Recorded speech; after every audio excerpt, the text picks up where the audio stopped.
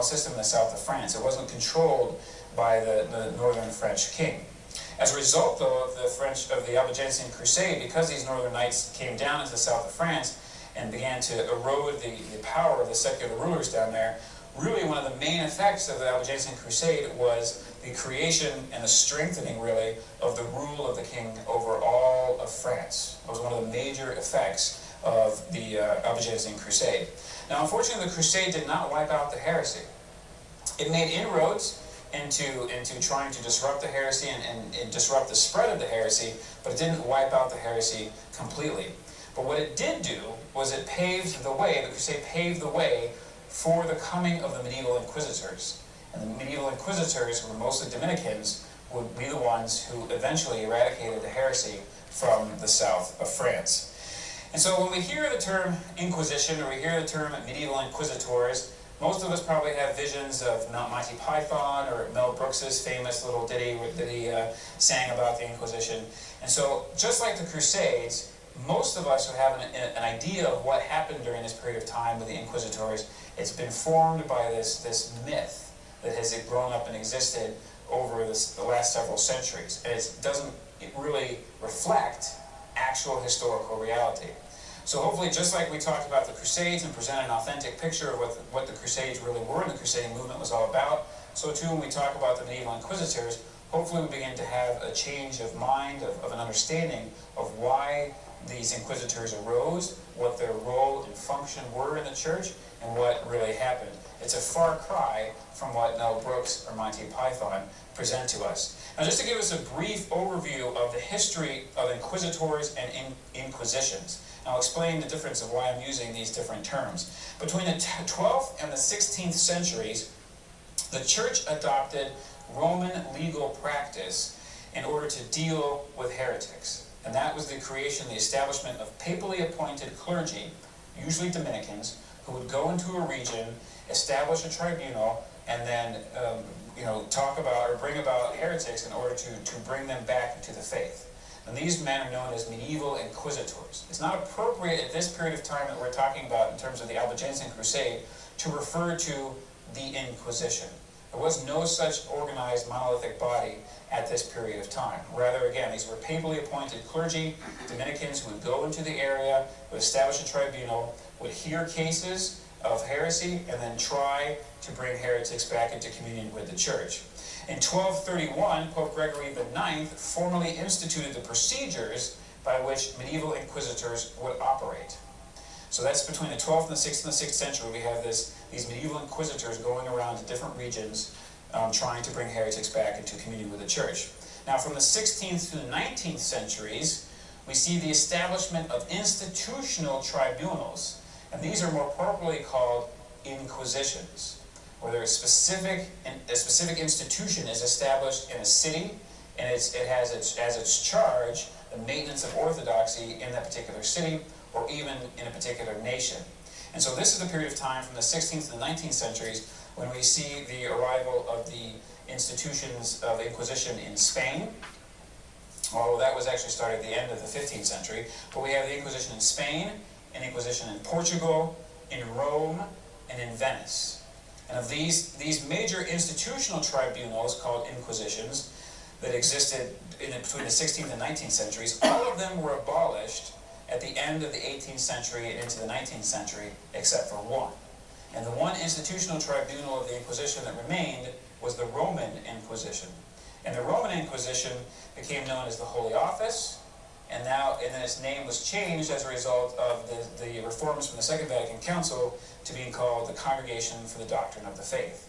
So the only remaining institutional tribunal or inquisition in the church is this Congregation for the Doctrine of the Faith. And just as the Congregation for the Doctrine of the Faith today has very specific procedures written down on how they investigate the writings of theologians, so too did these inquisitions in the 16th and 19th century, and the papally appointed medieval inquisitors in the 12th and 16th centuries also had very specific written procedures and rules that they had to follow, legal rules that they followed in terms of dealing with heresy. Between the 16th and the 20th century, as a result of the rise of the Protestant Reformation, or more appropriately known as the Protestant Revolution, and the Enlightenment, and the effects of the Enlightenment from the French Revolution in the 19th century, it's only in the latter part of the history of the church, from the 16th to the 19th century, do we see the creation of this myth of the Inquisition that I talked about earlier. This myth that has existed even into our modern age of the Inquisition being this monolithic organization that hunted down people throughout Europe and ensuring that Europe was oppressed by the Catholic Church. And that's the image, we have in our modern day of the Inquisition, and it's a far cry from the historical fact. Now, what was the purpose of the institution and the establishment of these papal inquisitors, these medieval inquisitors, in the south of France in the 13th century? Well, really the whole purpose and desire to appoint these clergymen to go into the south of France and deal with the Albigensian heresy was, the whole reason for its creation and existence was motivated out of a sense of charity. Motivated out of a sense of charity for the soul of the heretic. The church has as its mission, as we've talked about, the spreading of the gospel and the continuance of Jesus' salvific mission, and bringing people into a relationship with Christ through the church. And so, for these papal inquisitors, their whole job and their mission in life was to go and to rescue these souls from heresy, to bring them back into communion, back into the light of Christ. And they were motivated by a sense of charity. That was one aspect of why they were called. The other reason was, again, to protect the unity of faith in the church, which, as we've seen over the last several sessions, going back to the early part of the church has always been concerned with the unity of faith, making sure that all are united in the faith of the church with the rock of St. Peter, and bishops in communion with him. So they wanted to protect the unity of the church, and they also wanted to protect society as a whole. Now, society as a whole is different at this time of Christendom than it is during our period of time, where it was expected and was understood that people would be united in faith, have the same culture, have the same faith, and be oriented all towards the same goal, which is obviously ultimately communion with God in heaven. So these papally appointed inquisitors were sent to the south of France, and they followed a very specific procedure on how they would deal with heresy. The first thing that they did when they came into the south of France, into a particular town or region, is that they would call together the clergy and the people, and they would preach a sermon on the importance of orthodoxy, of why they're in this region, and of the threat and the danger of heresy. They would then urge the Orthodox people, the faithful, to identify any known heretics. Now, the jurisdiction of the papally appointed inquisitors was only over baptized Christians. That's a very important point to remember. They only had jurisdiction over baptized Christians. These papally appointed inquisitors that were sent to the south of France were not sent to go after Jews who were practicing their faith, or even if there were any Muslims who were practicing their faith. They went specifically there to go to talk with baptized Christians who may have adopted some heretical belief. When they came into a region, they established a period of grace where they allowed for people to make voluntary confessions to them, to the tribunal. And if they did so, if you came voluntarily to the tribunal and said, I've joined the Catholic Church, or I believe some of their teachings, you could come before the inquisitors, you could confess your sin, they would hear your confession, give you absolution and a penance, and you would go on with your day. Now, after they had this period of grace, they also then would open up their case and their procedure to people to come in and give accusations of others. So other people could come in and accuse someone of being a heretic. Now, what's interesting is that if you were accused of being a heretic, if someone came in, if your neighbor Bob came into the tribunal, into these inquisitors and said, I think Bob's a Catholic, and I think he's not eating meat, he's not eating eggs, he looks like a heretic to me, I think you need to investigate him. So what they'll do is they'll bring Bob in, and they would talk with Bob, and first what they'd say is, Bob, give us a list of all your enemies. Give us a list of all the people who have something against you, people you owe money to, or people you might have slighted. Just give us a list of those people. And so they would give the list of people to the inquisitors, and if someone came in, if that person who had given testimony against Bob, his neighbor, was on that list of enemies, then his testimony would be thrown out. So if you had an enemy or someone who had a motive to accuse you, that was thrown out of the court and was not considered a valid testimony. So if enough evidence was assembled, though, to prove or to show, rather, that you had heretical tendencies, then a trial would commence. Every trial was meticulously recorded. And throughout the trial, the whole purpose was to bring about conversion of the heretic. So there were multiple opportunities during the trial for the heretic to convert. Witnesses were called to corroborate the testimony of other witnesses, and the accused heretic was also allowed to call witnesses. Now, many times when we talk about the Inquisition or papal inquisitors, the whole notion of torture, the whole idea of torture comes up. Because again, we have in our modern minds this idea that the church went around rounding up people and torturing them for the sake of the faith. So what really is the true historical picture of how torture was used, or was it used even by the papal inquisitors and the Inquisitions later on? Now, torture at this time wasn't even authorized to be used until 1252, and it was guarded by, so about 20 years or so after the establishment of these papally appointed inquisitors, was torture then was allowed to be used during their proceedings. Now, torture was guarded, it was used, but it was guarded by a series of protocols and procedures that had to be meticulously followed. And they were all set up for the protection and defense of the defendant. Now, torture was not mandatory. It could be used or could not be used. One important inquisitor at the time who wrote a manual for inquisitors was a man by the name of Bernardo Guy. And Bernardo Guy specifically said that he did not use torture in his sessions and really didn't even recommend its use. So there was some debate even among these papally appointed inquisitors as to the use and validity of torture. So what happened was torture was always used to elicit the truth. It was never used for punishment. It was always used to elicit the truth or a confession. Never was it given as a form of punishment. It was always used as a part of the trial to receive information. Now what's interesting is that if you confessed under torture that you were a heretic, the very next day, that testimony was not valid unless the next day, after you had been tortured, you then assigned the confession. So confession that was given under torture was not acceptable to the inquisitors. You had to then be presented with your testimony the day after the torture session to actually say, this is what you said under torture. Is this true? And if the person said yes, then it was admitted into the court.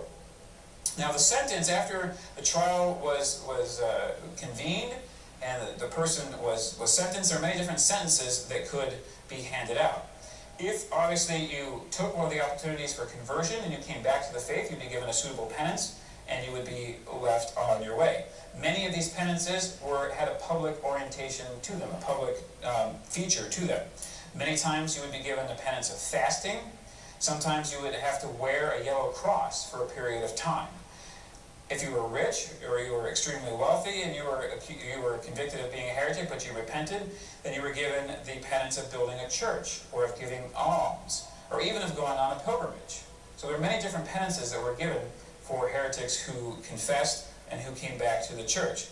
Now, if you were obstinate in your heresy, if you refused after multiple opportunities to convert and to come back to the church and come back into communion in the church, then the church declared that she could no longer do anything for you, and she took you or remanded you to the secular government for them to try you and to punish you in accordance with secular law. And the secular punishment for heresy, for obstinate heresy, was death. So it's a true statement to say that the church never killed anyone as a result of the papal inquisitors or the Inquisition. The church never, because it was against canon law to put anyone to death. What the church did was the church handed that person over and said, we have tried multiple times to bring this heretic to conversion. He or she refuses to convert. We can no longer do anything. We now hand you over to the state, and the state will try you, and then you will be put to death. Now, of course, obviously, when the church handed somebody over to the state, did they know what was going to happen? Yes, they knew it was going to happen. But ultimately, that was seen as a failure on the part of the inquisitors. If you were an inquisitor and you handed people over to the state for execution for the crime of heresy, which was a capital offense in Western Europe at the time, you had failed in your job. Because again, your job was to bring these people back into the light of Christ, to bring them back into communion with the church. Now, what were the numbers? What are some numbers associated with the people who were handed over to the state and who were killed? It's always a big question that comes up. Between the years 1227 and 1277, so over a 50-year period of time in the south of France, it's estimated that 5,000 Cathari heretics were put to death. So it's about 100 people a year. In the city of Toulouse itself, from 1308 to 1323, there were 930 persons brought before the tribunal, before the papal inquisitors. Of those 930 people, 42 were handed over to the secular arm for punishment for death. That equates to less than 5%. So yes, it's true that heretics were killed by the secular arm, but again, the numbers are not as perhaps as big as we have been told or how we've been led to believe. So again, this is not necessarily in any kind of way to defend what happened during this period of time, but we have to understand and know the context for what went on. It's very important to understand the historical context in order to answer some of the charges and accusations that are levied against the church in our modern time. Now, it's also known, and historians have done a lot of research in this area, that secular courts were much more aggressive in terms of rooting out criminals and of addressing heretics, and were much more, were not as lenient as the church, and did not have as much of an established procedure as the church did in terms of dealing with heresy. So you were much better off being tried by an ecclesiastical court or papally appointed inquisitors than you were by the secular arm. So the church's structure and her procedure was oriented towards charity and was very, very just. Now, there were inquisitors who did abuse their office. I mean, we do have cases of that. And the church, though, when she found out about these abuses, she removed the inquisitor. We even have accounts of inquisitors being put in jail because they abused their office. So that there were abuses, yes, but the church did address those abuses. Now we shift gears at the end of our session here from the medieval inquisitors, and we talk about the growth of the intellectual activity in our church during this time period of crusaders and scholars. And this is a period of intense intellectual activity where we have the rise of the scholastics. Now, theology and philosophy before this time, in the 9th and 10th centuries, had been taught primarily in monasteries and monastic schools. From the 11th to the 12th century, education in the schools moved from the monastery to the establishment of what are known as cathedral schools. And then in the 12th century and following, universities began throughout Europe, and universities were founded and even funded by the church. And so we see in the 13th century, during this time period, the rise of a new method of learning, this method of what's known as scholasticism. It's a method of teaching and investigation of knowledge, and it's looking for precise definitions. It's taking Aristotelian philosophy and trying to synthesize that with theology and with sacred scripture. And so some of the earliest scholastics, men who tried to take Aristotelian philosophy and scripture and synthesize it with theology, one man in particular is a man by the name of St. Anselm of Canterbury, a good Englishman. He's known as the father of scholasticism. And St. Anselm, the focus of his writings were the difference between faith and reason. And he said that faith and reason are harmonious. And one of his big contributions is he introduces Aristotelian philosophy into theology. He comes up with the famous phrase of fides quorens intellectum, or faith seeking understanding. He said, I do not seek to understand so that I may believe, but I believe in order that I may understand. For this too I believe, then unless I first believe, I shall not understand. He wrote a treatise on trying to answer the question of why God became man. He also wrote a work called the Proslogion, where he tried to prove the existence of God, coming up with this notion that God is that in which nothing greater can be thought. So St. Anselm was kind of the first scholastic, where he begins to take Aristotelian philosophy and try to bring it into theology and fuse it together. There were others that appeared after him: Peter Abelard, Peter Lombard, who was even a great Dominican teacher, the teacher of St. Thomas Aquinas, St. Albert the Great. Now really we don't hit the high watermark of scholasticism until we come to the two great scholastic theologians, St. Bonaventure and St. Thomas Aquinas. They were contemporaries and lived together and died actually soon between each other. They died actually in the same year. St. Bonaventure was a Franciscan. He studied at the University of Paris at the same time as Thomas Aquinas, so they were students together at the university. And St. Bonaventure was concerned with a mystical ascent to God. And what he did was he synthesized theology, philosophy, and mysticism, and brought all of those three strains of thought together. He's known as the doctor of mystical theology. He left the academic world to become the minister general of the Franciscan order. Now, the scholastics really are epitomized by St. Thomas Aquinas, the great angelic doctor who wrote his Summa Theologica, this guide for students beginning their advanced work in theology, which is still studied and still used in our church today. He was a very humble and pious man, And he's St. Thomas Aquinas not necessarily only for his intellectual achievements, but also because he had a great devotion to the Blessed Sacrament. He wrote Eucharistic hymns, and he died at a fairly young age, at the age of